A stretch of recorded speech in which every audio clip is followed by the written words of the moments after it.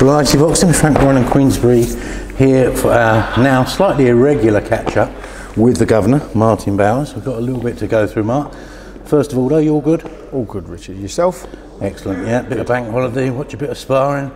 Don't get any better than that, does it? Watching young Denz do his thing. Yeah, good sparring. Yeah, before his big fight. Really lucky there. Like I say, I want to take it back a bit with you because there's a little bit to go through. First of all, an update on Louie Lynn, who was due to fight James Beach Jr., I think on the Wembley show. Yep. The Avenetian show. He dropped off it with a shoulder. How is he? Obviously, he's obviously upset that he didn't get on the show. He'd worked hard to be on the show, but listen, it is a contact sport and you do pick up injuries. It's kind of worse for him though, isn't it? It is, because he's a real live wire and he's, you know, he still wants to keep doing things with an injury, which is obviously not the best thing, but that's how some fighters are. Are we talking months or? I think it'll be months, yeah. Okay, that is unfortunate for him. It is unfortunate. It's unfortunate for all the boys in the gym and all, because, you know, Louis is one of them kids who sparks the gym off and he puts a good vibe in you. Yeah, he puts a good vibe in you.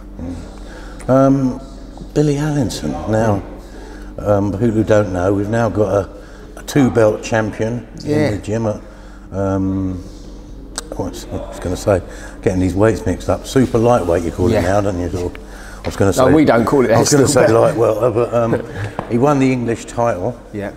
Against the same fella who he had a draw with before. Robinson. Jamie Robinson. Good fighter. It was a cracking fight. And they put on a cracking show, the pair of them. This is like sometimes, as we all know, sometimes it's a shame there has to be a loser. But I think Billy was a clear winner, and it was a good fight though. Well, he had it by 3 rounds, didn't he? Yeah, myself as well. Did you think, I mean, we just had the conversation when I first come in, it might have been a bit of a stretch to picture Billy with a couple of belts 2 or 3 years ago. Is that a fair comment? It probably is a fair comment, but, you know, like all good pros, they stick at it, they go through their ups and downs, and, you know, and Billy's weathered them storms and come through them, and still always comes to training and always gives 100%, and that's a good pro, and sometimes you have to go back to the drawing board, for want of a better word, and start again, and Billy's done that on more than one occasion. You know, he's had he's got 3 draws on his record. Yeah, they're amazing, isn't it? But the 3 draws have all been good fights, you know, he's always in a good fight, he's always entertaining, and I don't want to keep saying it, but he's like an honest pro. He's had real fights, he's had, you know. There's a lot to be said, I think, for that, basically that old word perseverance, isn't there? Definitely. I think if you've got a fighter who has got that and sticks at it through thick and thin, it comes. There is an end game for them, isn't there? So. Well, listen, everyone gets their chance in boxing. I know it don't always come when you want it, you know, and it's not always. A lot fall away, don't they? It's not always at the right time, but you will get your chance. You have to be patient and you have to be dedicated. Mentioning to Denzel earlier, we were talking about. Look at Jason Cunningham and Maxie Hughes. You know, look at the ups and downs, and people probably thought they were done loads of times, probably, innit? But they both stuck at it, and now they're both looking at kind of world level, aren't they? Well, that's what can happen, can't it? Because you know, you don't learn this overnight. It's you know, as brutal as it is, it takes years to get that. How can I say that conditioning to it? I mean, that proper hardness. You know? Well, it's just conditioning that normal people couldn't have. Yeah, I'll take that. Chris Bourke challenged for a British title, had his first career setback against Mark Leach. Hurt his hand very early, I believe. He did, but I don't really want to talk about that because I don't want to take nothing away from Mark Leach, because I thought he boxed a very good fight. Unfortunately, it wasn't Chris's night. We know the reasons why, but again, don't want to take nothing away from his win. By the same token, though, that is the same hand that's still keeping him out of training, isn't it? Yes. And obviously precluding him booking in his next fight date. But how is he? No, because he's good in himself. I mean, he was in. You take it well as you can. No, listen, no one takes a loss well. If you really, you know, if you're a real fighter, or however you want to say that, if you're a real competitor, you don't want to lose. You go there to win, and Chris went to win. For me, I thought Chris, even though he lost that night, I thought his stock value went up a great deal, because even in the 12th, it was a 12th round, he was still trying to win the fight that we was behind him. You know, I did have thoughts of taking him out in the 11th, but it is what it is, isn't it? You know, Did he deserve to be pulled out on the 11th when he'd give such a great account of himself? Was he getting hurt? It looked messy, but he wasn't getting hurt. A few bumps and bruises, didn't he? Yeah, but he wasn't. Afterwards, he wasn't in distress. No, he wasn't at any point in distress. So, you know. When I say about is he taking it well, I mean, I think with a lot of these fighters, it's how well they can reconcile themselves afterwards, how quickly you turn your mind around and go, right, this has happened, move on, you know. Oh, I think he's got a good mindset, and I think he's strong, and he will be back, and he'll be back at that level. It's just a matter of when. Obviously, you know, in an ideal world, you want to get out, get another win under your belt, get your confidence back, but his confidence wasn't dented in any way, shape or form. Like I said, we know he had an injury, and he carried that from the fourth onwards, but that's taking nothing away from the boy who won on the night. I think the main thing, obviously, for Chris to bear in mind when he's fit and firing again, there's great fights there for him. It's a thriving division, and even within the Queensbury stable alone, there's lots of fights they can all have between each other. And like I said, he gave a good account of himself. It wasn't a boring fight. Chris made the fight exciting all the way through, in my opinion. I thought, you know, I'd go and watch it again. Right, which takes us on young Denzel. Yep. Big British title fight, his second go or second bash at the British title, having won it before. You've been working very closely with Denzel this time. How are we looking? I think we're looking good. I mean, it's a good fight. Again, British title fight. It's entitled to be a 50-50, and I feel it is. We've prepared well. Denzel's got the rounds in.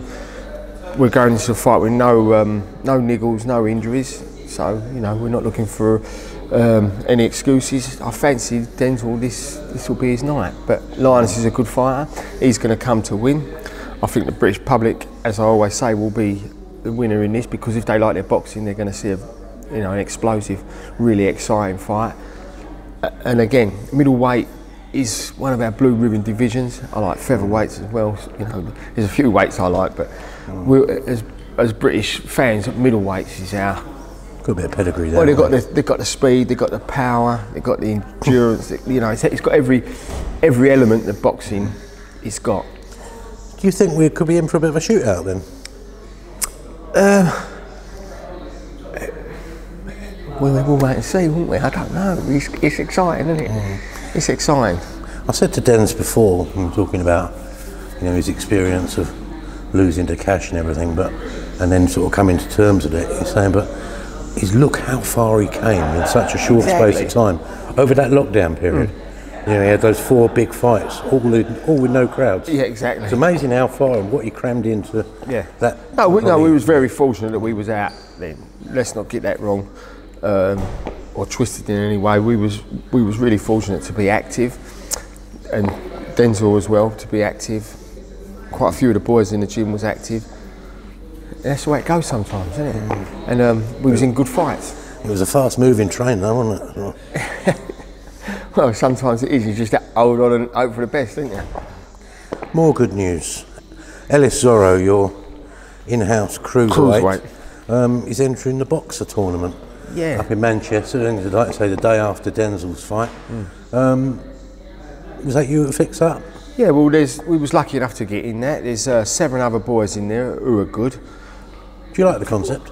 I do like the concept, but I'd rather it be 4 rounds for the final, so that then it was so that it was a 10-round competition. Then to me that would be a championship competition. At the moment it's 9 rounds. It's like three threes. I'd like to see the last one as a 4-rounder. I'm saying that now, but if we have it hard, I'd be saying I'm glad it's got 3. So, what have you taken personally from being in it before with Sean Phillips? Did you learn things at that time? I think you learn, you know, it's like you all know the format. You all know you're going to be sitting down, resting and waiting, and you know, not to get too carried away. But you know, the things that I have learned, I don't want to say on the camera because, you know, it's a great format and it's a great opportunity. We're on terrestrial TV. We're on Channel 5 again, which is good. You're on Sky, wasn't it? Oh no, Sky. Beg your pardon. We're on Sky.